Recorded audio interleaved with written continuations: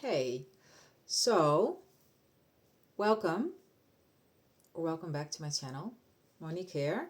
And I found this amazing post on Reddit that is so epic for everyone that is in a specific person journey. So this is only, yeah, I would say this is only for, well, actually, I don't know if it's only, but it's specifically really good for people that are on a specific person journey, and because I can. And I think I already said that I found it on Reddit now. In the description, you can find the link to the original post. Oh, it's so good. It was always about you. I thought I would share an experience I had a while ago that really changed my understanding of Neville's teachings and manifestation in general. Oh, it is also for other things, not just specific people. How it started. In 2022, I was very into occultism and spirituality, but my self-concept was still terrible. I had deep fears around abandonment and not being chosen. Familiar? I vividly remember doing a spell where I wrote down all the traits I wanted in a man. A few months later, I met someone completely randomly. It was honestly shocking how closely he matched what I had written. We instantly hit it off. But my old beliefs started coming in. Beliefs that I was unaware of. I don't know if you hear the background screaming, the neighbor's kids. But my old beliefs started coming in, beliefs that I was unaware of, and what I now call truth illusions. Stories we absorb about ourselves before we wake up to how consciousness actually works. I was afraid of abandonment and interpreted distance as rejection. Every shift in his energy triggered anxiety. Instead of relaxing into the connection, I reacted constantly. The more I reacted, the more he pulled away. Eventually, communication became very inconsistent, and I started labeling him as avoidant. Discovering Neville. In January 2023, I discovered Neville Goddard. Reading his work felt like someone had handed me the keys to the universe. I bought the complete reader and studied it constantly. I still have that book today, and it's very well loved. But even though I was studying Neville, I did not fully understand the teachings yet. Instead of embodying the state of the wish fulfilled, I became obsessed. I was idolizing this person and treating him like he was the source of my happiness, checking his movements constantly, feeling anxiety in my body, getting emotional over every small text message. In hindsight, I had made him into a god. Neville says, man's chief delusion is his conviction that there are causes other than his own state of consciousness. And this comes from the power of awareness. I was serving the 3D, the situation. Then in June, I found out he had started seeing someone else. And to make it even more triggering for my ego, she looked very similar to me, but younger, which had always been one of my insecurities. I was devastated. I allowed myself to cry for about a week, and then I got back to the work. What actually changed things?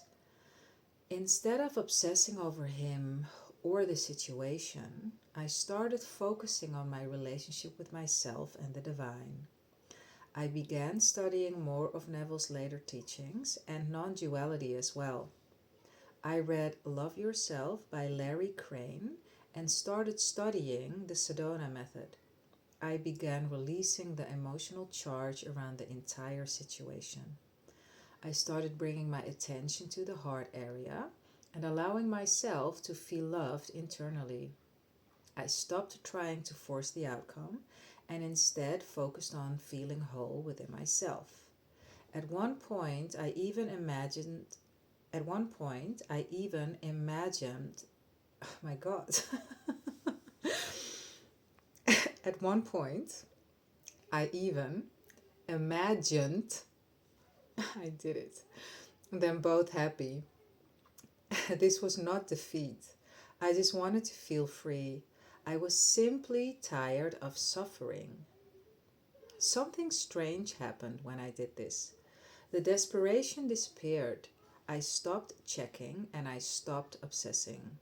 I started feeling this quiet sense of bliss, completeness, and wholeness within myself. Like everything would be okay no matter what happened. For the first time, I felt peaceful. The Bhagavad Gita says, the self is uplifted by the self. The self alone is the friend of the self. And the self alone is the enemy of the self.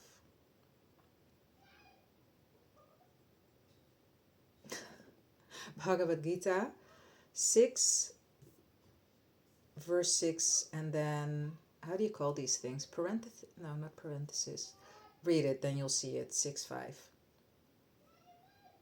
And when that internal shift happened, the external situation began changing.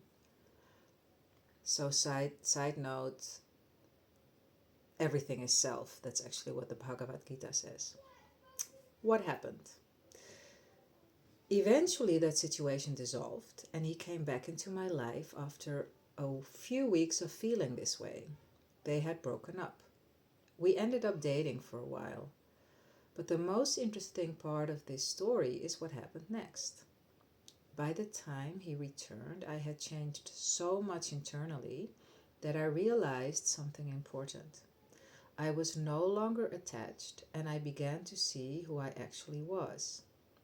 Not someone waiting to be chosen, but someone already complete, whole, loved, part of everything.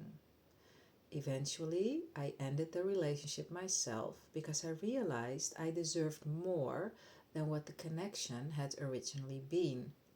I want to come back to this at the end. And the strange part is I felt and still feel nothing but appreciation for him because the experience pushed me into deeper spiritual understanding. The real lesson. The real manifestation was never the relationship. It was about me. The Bhagavad Gita says, when a man dwells on the objects of sense, attachment to them is born. From attachment arises desire, and from desire comes anger. And then what the verse is. So check out the description if you are curious for the link to the post. My thoughts. If you have been trying to change circumstances for a long time, the most powerful shift. What is up with me today? Okay, again, my thoughts. If you have been trying to change circumstances for a long time, the most powerful shift you can make is to stop focusing on the external situation and start focusing on who you are. Your relationship with yourself, your relationship with the divine, your identity. There are billions of people on this planet. Are there? Or is it just us? When you become deeply rooted in your own being, you realize life is not limited to one outcome. Ironically, that is often when things begin to move anyway. But by then, you are no longer operating from attachment. And that is where real freedom begins. I genuinely wish that feeling. I genuinely wish that feeling for everyone. It is incredibly freeing, peaceful, and quietly joyful. What an amazing post. So the name of this user is Blue Cowboy Boots 2, which means that there's also a Blue Cowboy Boots 1 and a Blue Cowboy Boots, or maybe not. Who cares? I want to come back to something she said, or he. I think. Oh no. Well, it can be he. I think it's a she.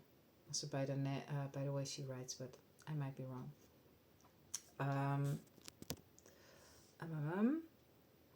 Because she broke up with him, right? And I want to go back to that part.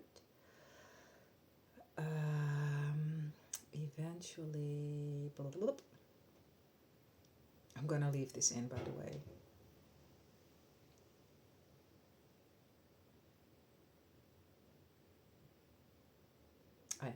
Eventually, I ended the relationship myself because I realized I deserved more than what the connection had originally been. So I'm a coach, so I love to also dissect language. For me, I don't think that necessarily the connection is something that is like not enough, or she realized she deserved more than what the connection had been, so she wanted more. I believe that is also, you can change that as well by changing yourself.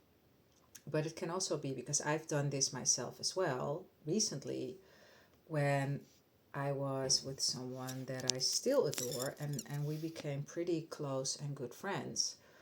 When I decided to end that because it was just too difficult for me to, to change my way of seeing him.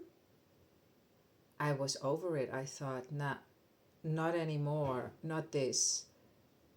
And then I instantly met someone else. And so this journey is a never-ending thing for whatever your topic, your challenge of choice is. Because I said before, we come into this human experience with challenges, and we gave ourselves the challenges. And for some that is romance, for some that is finance, for others that is health, or all of the above, or maybe you have other areas of challenge. Everyone has a challenge. And so I know for me that it's really important to keep reminding myself that I am cause. It's not the other person. I don't really get triggered a lot, also not by him. No, actually, no. And other people, like friends and family, it's like, yeah, whatever. Because I know that everyone comes and everything comes from me, the version of them. The person that can still trigger me the most is the person that I have a romantic connection with. And that's also turning into kind of non-existent. Not the connection, the triggering, because I know that it all comes from state. So when I shift, he shifts. And I've had many amazing instant shifts, also with the guy before and with him as well. So there's truly nothing to change but self. But that's kind of, how do you call it? In Dutch we say fucking an ant, mierenneuken. Might be not the best. This is not for children, so anyway.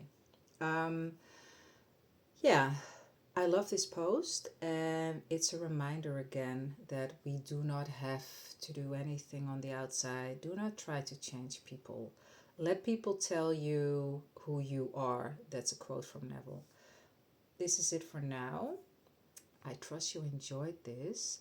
I'm already going to publish it, even though she hasn't yet said that it was okay that I read this, because I asked her. If she's okay with it, I'm super happy, and when not, I'll take it down. I'm sending you so much love, and I see you in the next